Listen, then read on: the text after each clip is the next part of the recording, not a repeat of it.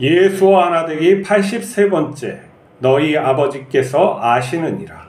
마태복음 6장 8절. 그러므로 그들을 본받지 말라. 구하기 전에 너희에게 있어야 할 것을 하나님 너희 아버지께서 아시느니라. 우리는 원하는 것을 기도합니다. 그러나 참된 기도는 내가 원하는 것을 받아내는 수단이 아닙니다. 기도는 하나님의 영광을 찬양하는 것입니다. 하나님을 믿고 순종하는 것입니다. 하나님께서는 우리에게 필요한 것을 아십니다. 필요한 것을 예비해 두셨습니다. 물론 그것이 우리가 원하는 것이 아닐 수 있습니다. 그러나 그것은 우리에게 가장 선한 것임이 분명합니다. 우리가 하나님과 동행하며 살아왔다면 우리의 인생은 하나님께서 모두 이루어 주신 것입니다. 우리가 하나님의 선하심을 믿지 못하면 하나님을 의심하는 기도를 하게 됩니다.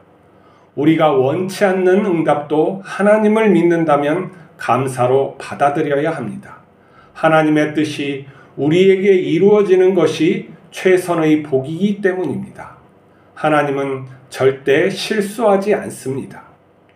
기도는 자신을 하나님께 올려드리는 것입니다. 하나님은 우리를 알기 때문에 말을 아름답게 포장하지 말고 진실이 기도해야 합니다. 거룩하고 의로운 삶을 살게 해달라고 구해야 합니다. 그것은 하나님과 동행하는 삶입니다. 또한 기도의 범위를 넓혀가야 합니다. 나와 세상은 연결되어 있어 이웃과 세계를 위해서 기도해야 합니다. 하나님께서는 한 사람의 기도를 받으시고 그를 통해 나라를 구원하시기도 합니다.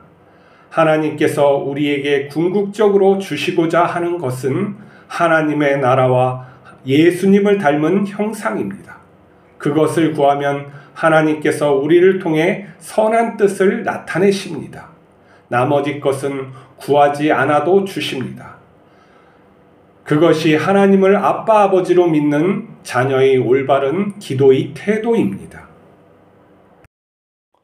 하나님을 믿는 사람들은 하나님과 나눔의 삶을 사는 것입니다. 그것은 기도하는 삶이기도 하죠.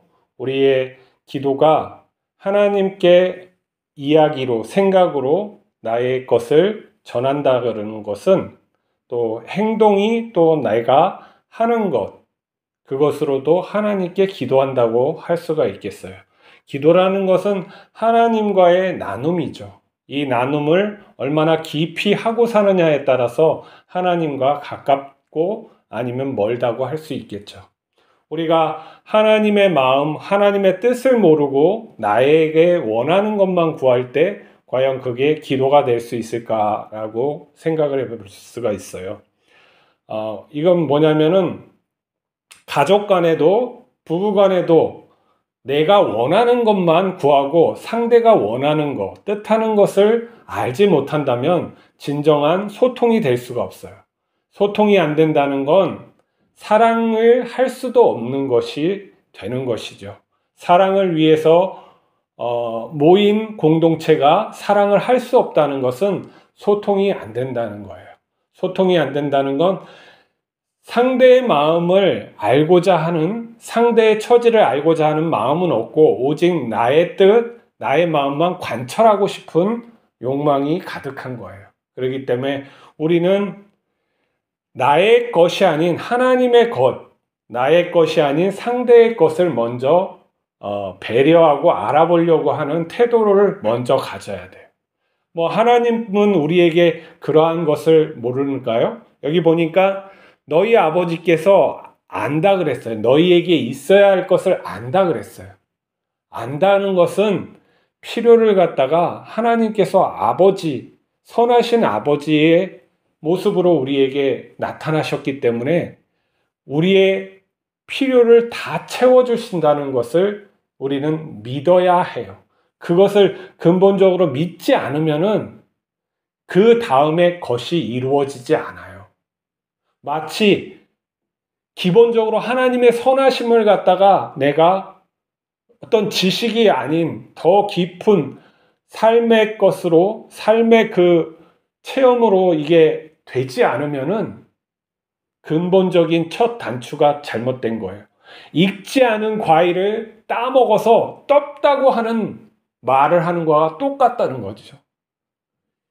때가 있는 것이고 시간이 지나야지 그 과일은 익게 돼요. 그러면 무엇이냐면 하나님께서 나의 인생을 어떻게 해주셨는지 돌아봐야 해요. 나의 지금 것이 이루어지지 않았다는 그 탓을 하기 전에 하나님을 내 인생을 한번 돌아봐야 되는 것이죠. 그건 무엇이냐? 내가 하나님과 동행하며 살아왔는지, 하나님의 말씀, 하나님의 뜻과 무관하게 살아왔는지 돌아봐야 하는 거예요. 내가 하나님과 밀접하게 소통을 할 수 있는 존재가 되어 있는지 아니면 그것도 안 되어 있는 존재인지 살펴봐야 하는 것이죠. 그것이 안 돼 있다면 하나님께 올바로 구할 수가 없는 것이죠. 그러면 나는 다시 돌아가서 그 수준에 맞게 다시 단계를 밟아갈 수밖에 없는 거예요. 하나님의 선하심은 우리의 인생에 분명히 나타났어요. 내가 아플 때, 내가 어려울 때, 나의 능력보다 어떠한 사람이 생각하는 운으로 내가 잘 되고 그 위기를 극복하고 어떠한 좋은 것을 얻었던 것들이 많이 있단 말이죠. 그게 하나님의 돌보심임을 우리가 받아들여야 하는 거예요. 그리고 내가 지금 뭐 어떤 것이 부족하고 어떤 것이 안 되고 있는 것을 한번 돌이켜보면은 나의 부족함이 많이 있었다는 것이죠. 내가 공부해야 될 때 공부하지 않고 일을 열심히 해야 될 때 일을 열심히 하지 않고 책을 많이 봐야 할 때 보지 않는 그러한 누적된 잘못이 나에게 있었다는 거예요. 하나님은 항상 성실하고 바르게 살라고 동행하는 삶이 그러한 것이라고 가르쳐 주셨지만 그러한 것을 살지 못했을 때 우리가 이러한 하나님과의 거리가 많이 떨어져 있는 것을 불구하고 내가 이것을 인정하지 아니하고 하나님의 들어주시 않는다는 것만 얘기를 한다는 건 들익은 감을 먹고선 떫다고 하나님이 없다고 나를 사랑하지 않는다고 내 기도를 무시한다고 이렇게 여기는 거하고 똑같다는 것이죠. 왜 그러한 것을 하나님은 진실한 삶을 원하시고 본인이 진실하게 사시기 때문에 그러시는 거예요. 우리는 어떠한 부분에서 잘못 이야기할 수도 있고 어떠한 부분에서 또 오해할 수 있지만 하나님은 거짓이 없이 차근차근히 오랜 시간 일을 하고 계시는 거예요. 그래서 진리의 값들은 다 나와 있어요.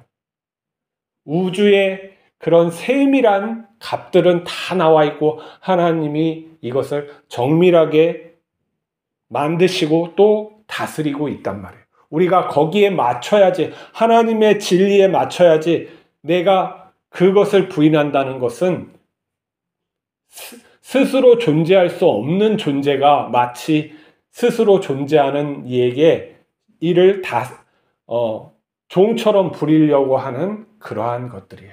하나님이 아신다는 것은 내가 그릇되고 하나님은 선하심을 내가 인정하는 것부터 시작해야 되는 것이죠. 하나님께서 우리에게 그리스도인에게 궁극적으로 주시고자 하는 것은 행복이라는 그런 것들이 아니에요. 하나님 나라와 예수님의 형상이에요. 거룩하고 의롭게 살아갈 때 행복은 따라오는 거예요. 행복은 이렇게 있지 않아요. 착각이에요.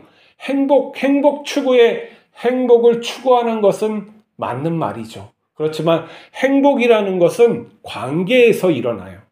하나님과 우리의 관계, 나와 이웃의 관계, 나와 자연의 관계, 이 관계를 올바로 할 때 행복은 따라오는 거예요.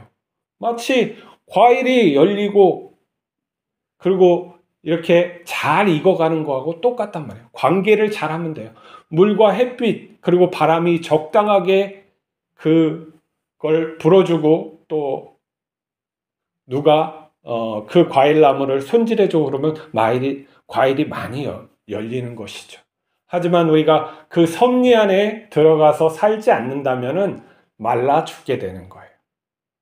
우리의 기도가 무엇을 구하는 그런 어떤 나의 성공과 물질을 구하는 그러한 것에 머무르면 안 되는 거예요. 거기에 있으면 안 되고 관계를 온전히 하는 거에 집중해야 되는 거예요. 나의 가족에게 집중해야 돼요. 나의 가족과의 관계를 집중해 보세요. 그럼 마음을 나누는 것부터 시작해야 되는 것이죠. 마음을 어떻게 하면 나눌까? 내 자식과 어떻게 하면 마음을 나눌까? 여기에 집중을 하면은 나머지 것은 따라오게 돼 있는 거예요. 그러면 밖에 나가서 일을 할 때 사람들과의 관계를 어떻게 잘 할까? 여기에 집중해야 돼요. 그것은 하나님의 방법으로 해야 되는 거예요. 마음과 마음을 나눌 수 있는 그런 거에 집중을 해야 되는 거예요. 자연 세계에도 마찬가지예요. 인공지능을 만들 때도 마찬가지예요. 마음을 나누게, 인간과 마음을 나누고 사랑을 어떻게 하면 할 수 있게 그러한 것을 만들까? 이용하려고 하지 말고 자꾸 이용하려고 그러니까 반대로 이용하게 될까니까 두려운 것이죠. 저 인공지능이 나를 이용하면 어떡하지? 인간 세상을 파괴하면 어떡하지? 사랑의 대상으로 만들고 그렇게 연구하고 그러면 그러한 장치를 만들고 그러면 무슨 걱정이 있겠어요? 그렇지 않으려고 자꾸 생각을 하니까 그러한 모순이 생기고 두려움이 생기는 게 아니겠어요? 우리의 기도가 항상 관계를 온전히 하는 것에 집중을 해야 돼요. 하나님과의 우리의 관계가 온전해지면 나머지 것들은 문제될 게 없어요. 왜 그러냐면 이 세상은 하나님이 다스리시고 또 하나님께서 뜻하신 것을 이루시는 거예요. 우리에게 가장 좋은 것을 이루어 주시기를 위해서 기다리고 계심을 믿어야 해요. 그것이 내가 보기에 하찮다고 생각하니까 그게 문제인 것이죠. 하나님 나라가 하찮습니까? 예수님의 형상을 주는 게 하찮습니까? 이 세상에 있는 게 그러면 더 가치가 있어요? 그러면 이 세상과 함께 살고 같이 죽어야 되는 것이죠. 우리는 그렇지 아니하고 하나님의 영원한 나라 그리고 영원한 생명을 위해서 부르심을 받은 거잖아요. 그러면 그 존재답게 살아가야죠. 생각은 이 땅에 머물러서 그것을 연연해하면서 하나님의 주신 것은 누리지 못하고 산다는 것은 내가 이율배반적으로 사실은 이쪽도 아니고 저쪽도 아닌 왔다 갔다 어느 쪽으로 갈지 내가 항상 모르고 사는 자와 똑같다는 것이죠. 그렇게 살면은 이것도 취하지 못하고 저것도 취하지 못하는 거예요. 마치 세상에서 뛰어난 사람들이 갖다 쓰는 불쏘시개뿐이 되지 못하는 거예요. 분명하게 자기의 서 있는 자리를 분명하게 알아야 돼요. 그리고 하나님의 자리로 가서 서야 되는 것이죠. 그럴 때 우리의 기도가 온전하게 되고 나의 기도가 예수님이 원하시는 예수님처럼 뜻하시는 그 기도를 할 수 있고 그 기도가 내 삶에 이루어지는 것을 볼 수가 있는 거예요. 하나님은 살아계시지만 아무에게나 드러내시진 않아요. 추하고 죄인들에게 어떻게 하나님의 거룩한 영광을 부어시 주실 수가 있어요. 그렇게 받으면 자기가 또 잘난 줄 알겠죠. 자, 우리의 기대가 하나님이 우리를 아신다는 그 믿음 안에서 하시길 바랍니다. 기도하시겠습니다. 거룩하신 하나님 아버지, 오늘도 우리를 아시고 우리를 인도하심을 믿습니다. 네, 하지만 우리가 하나님을 알지 못해서 엉뚱한 것을 구하고 엉뚱한 길을 가려고 하옵니다. 우리의 죄를 용서하여 주시고 하나님을 아는 데에 집중할 수 있게 하여 주시옵소서. 나의 가족과 이웃을 온전히 사랑할 수 있도록 인도하여 주시옵소서. 그 관계를 어떻게 하면 온전히 할까 마음을 쓸 수 있는 자들이 되게 하여 주시옵소서. 하나님 나라가 무엇인지 예수님의 형상이 무엇인지 깨닫고 그것을 간절히 추구하는 인생이 되게 하여 주시옵소서. 우리 주 예수 그리스도의 이름으로 기도하옵나이다. 아멘.